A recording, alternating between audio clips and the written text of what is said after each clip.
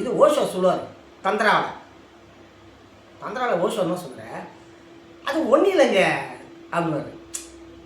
அது ஒன்றும் இல்லை, நீங்கள் மேலோட்டமாக நீங்கள் இருக்கிறதுனால தான் அது இன்னும் பெரிய கற்பனை உலகத்துக்கு போயிருங்க. அது ஒன்றும் இல்லை, சிம்பாலிக்கு. அது வந்து அதில் கிடைக்கக்கூடிய ஒரு ஆனந்த நிலையை அதை நீங்கள் தவமாக மாற்றிருக்கோன்ட்ட. அப்போ எப்போ நீ தவமாக மாற்றியா அது வந்து தப்பு இல்லை அப்படின்னு ஓஷோ சொல்லிட்டார். அதை வந்து அவர் செக்ஸ் சாமியான்னு சொல்லிட்டாங்க. கடைசியில் அவர் வந்து இவர் வந்து இந்த மதத்துக்கு எதிரானவராக இருப்பார் அப்படின்னு மொரார்ஜி தேசாய் காலத்தில் அவரை இங்கேருந்து துரத்தி விட்டாங்க. அவர் இங்கேருந்து பூனாலேருந்து அவர் அமெரிக்கா போட்டார். அமெரிக்கா தன்னுடைய படைகளை எல்லாம் சேர்த்து விட்டார். அவர்கிட்ட இந்த ரோல்ஸ் ராய் கார் வந்து 100 கார் ரோல்ஸ் ராய் கார் ரொம்ப சொபஸ்டிக்கான லைஃப் தள்ளணும். ஆமாம், நல்லா என்ஜாய் பண்ணுவார். ஸோ அவர் தான் சொல்லுவார், ஓஷோ சொல்லுவார், எதையுமே நீ வந்து கஷ்டமே படாத, எதையுமே போட்டு டம்ப் பண்ணாத, அடக்காத, கண்ட்ரோல் பண்ணாத, எல்லாம் ஃப்ரீயாக விடுமாமேன்ற அது மாதிரி ஃப்ரீயாக விட்டுரு. அப்போ ஃப்ரீயாக எப்போ விடுறியா, ஆனால் ஃப்ரீயாக விடுறனாக்கா ஃப்ரீயாகவே நீ விட்டுறக்கூடாது. ஆனால் ஒரே அந்த நேரத்தில் ஒரு கயிறை மட்டும் உன் கையில் இருந்துகிட்டே இருக்கும். அந்த கயிறு எப்படி பட்டம் விடுறவங்க அந்த பட்டத்தினுடைய கயிறை தன் கையில் வச்சுட்டு அவங்க தான் எப்படிலாம் நினைக்கிறாங்களோ அந்த திசையெல்லாம் திருப்புறோம். அது போல் அந்த மனசை திருப்பிகிட்டே இருக்கணும். அப்போ தான் இந்த ஆன்மாக இருக்கப்பட்ட பட்டம், அந்த உயிராக இருக்கப்பட்ட பட்டம் உன்னை விட்டு பறந்து ஓடாது. இல்லை என்றால் பறந்து ஓடிவிடும்.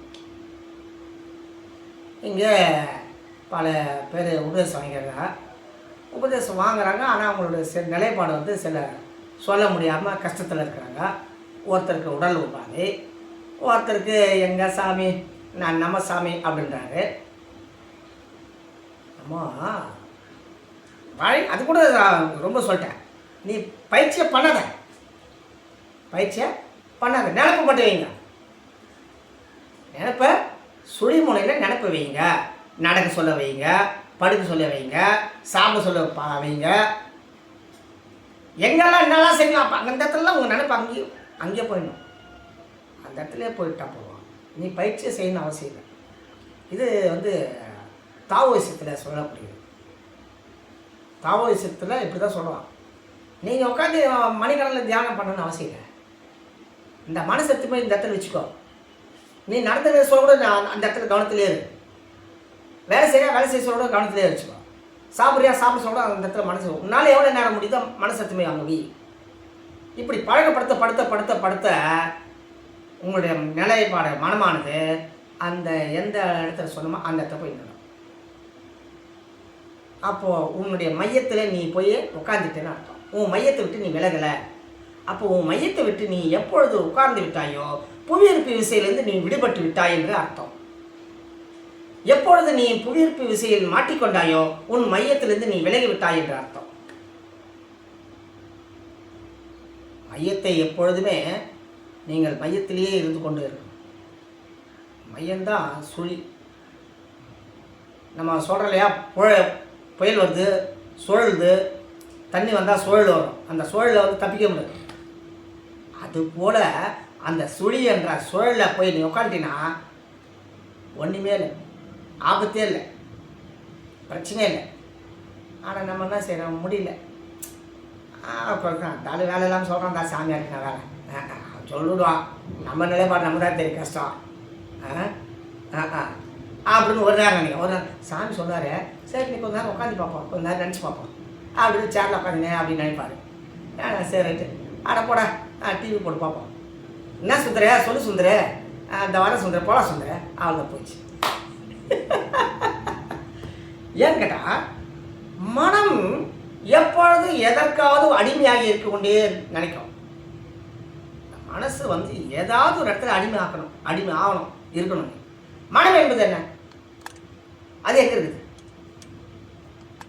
மனம் என்பது நீர், நெருப்பு, காற்று, இந்த மூணுடைய கலவை தான் மனம். என்னப்பா மனசு எங்க இருக்குதுன்னு கேட்பாங்க. அது வந்து உங்களுக்கு நிறைய பேர் சொல்லுவாங்க மனசு இங்கே தான் இருக்குதுன்னுவாங்க. சில பேர் சொல்லுவாங்க மூளையில் தான் இருக்குதுன்னுவாங்க. சரி மூளையில் இருக்குது என்ன, மூளை இருக்கு ஏன் மன அது ஒன்று இருக்குண்ணா இல்லையா? இந்த ஏன் மனசு சொல்கிறாங்கன்னா அது மூன்றுத்தினுடைய கூட்டுக்கலவை. நீர், நெருப்பு, காற்றினுடைய கூட்டுக்கலவை. நீர்த்தன்மை அதிகமாக இருந்தால் சந்தோஷமாக இருப்பேன். நெருப்புத்தன்மை அதிகமாக இருந்தாக்கா ஒரே கோபமாக இருப்பேன், சுடு சுடு சுடுன்னு இருப்பேன். காட்டுத்தன்மை அதிகமாக இருந்தால் பரபரப்பாக இருப்பேன், சும்மா ஓடிடுவேன். மனம் அப்படி இருக்கும். இந்த மூணுத்தை மீறி அது இல்லை. அப்போ மூணுத்தினுடைய கூட்டுக்கலவை தான் மனம், வேறு எதுவுமே கிடையாது. மனம் என்பது வேறு எதுவும் எங்கேயோ இருக்குது. இந்த மூணுத்தினுடைய கூட்டுக்கலவை இந்த இடத்து எங்கே இருக்குதுன்னா அங்கே சூரியன் மூலியமாக இருக்குது. அங்கேருந்து அது என்ன செய்யணும்னா பிரிஞ்சு வந்து கீழே வந்து ஜீவனை வந்து கையகப்படுத்திடுச்சு. ஜீவனை கையகப்படுத்திடுச்சுன்னு ஏய் நான் சொல்ல கேளு, என் கண்ட்ரோல் 5 பேர் இருக்காங்க. எனக்கு வீட்டுக்காரன் அகங்காரம் அவன் இருக்கிறான். இந்த மனசு நினச்சிருக்கு.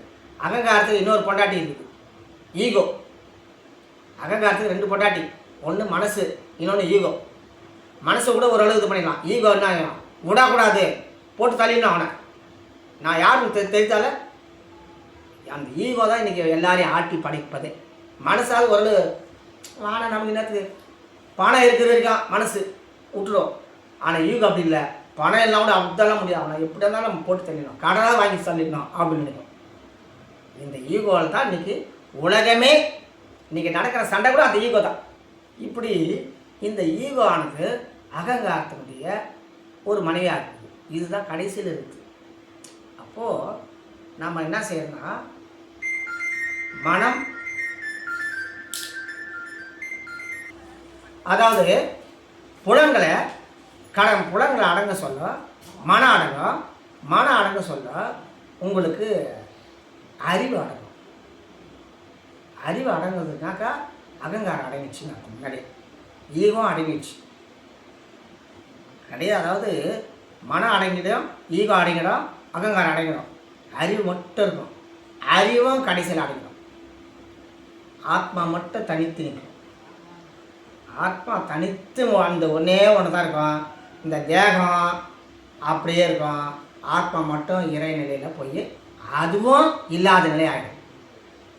எப்படி கடலில் போய் உப்பு பொம்மையை கரைச்சா அந்த பொம்மை எங்கேருந்து கண்டுபிடிக்க முடியுமா? கடலில் போய் உப்பு பொம்மையை செஞ்சு கரைச்சிடுற எடுத்து வைக்கிற அது ஆகிடும், கரைஞ்சிடும். அப்புறம் பொம்மை எங்கே இருக்குது, இது எங்கே இருக்குது, ஐயோ இந்த பொம்மை உப்பு ஆச்சு காணுமே. அது மாதிரி எப்போ நீ இறைவனோட போய் சேர்ந்துட்டியா அங்கே உன்னுடைய ஆத்மா இல்லை, போச்சு, கரைஞ்சி போச்சு, முடிஞ்சு போச்சு. அதனால தான் சொல்கிறது, இதை வந்து எப்பொழுது நீங்கள் அறிவு கடந்த நிலைக்கு போகிறீங்களோ அப்பொழுது உங்களுக்கு வேண்டுமென்றால் நீங்கள் இந்த உலகத்தை விட்டு போகலாம், வேண்டாம் என்றால் நீங்கள் அப்படியே வாழ்ந்து கொண்டே இருக்கலாம். இப்படி தான் அந்த காலத்தில் வந்து மனிதர்கள் வந்து 500 வருஷம் 1000 வருஷம் வாழ்ந்தாங்க. காரணம் வாழ்ந்தது காரணம் இதுதான், வேற ஒன்றும் இல்லை. சூட்சும ரகசியம். அதாவது விலை மதிப்பு உள்ள பொருள் நம்ம இன்றைக்கி எல்லாருமே ஒரு கேவலமாக நம்ம இது பண்ணிட்டோம். ஆனால் விலை மதிக்க முடியாத பொருள் அது. அந்த பொருளை நம்ம வந்து கட்டி காக்கணும், தெரில, அதனுடைய அருமை பெருமை தெரில. அன்றைக்கி இருந்துக்கும் அந்த பொருளை கட்டி காத்தாங்க. கட்டி காத்ததுனுடைய விளைவு தான் அவங்க 500 வருஷம் 1000 வருஷம் வாழ்ந்தாங்க. நம்ம அப்பயே செலவு பண்ணிடுவோம். ஏன்னா காலத்தினுடைய சூழ்நிலையும் உணவு முறைகள் வேறுபாடுகளும் நாகரிக முறைகளும் அதே போல் இந்த மீடியாக்களுடைய தொடர்புகளும் இதனால் நம் மனமானது பறி போய் நம்மிடம் இருக்கக்கூடிய விலை மதிப்பற்ற அந்த பொருளை நாம் இழந்து விடுகிறோம். இழந்துவிட்டு நாம் என்ன செய்கிறோம், மரணத்தை நாமளே வா வா என்று கூவி அழைக்கிறோம்.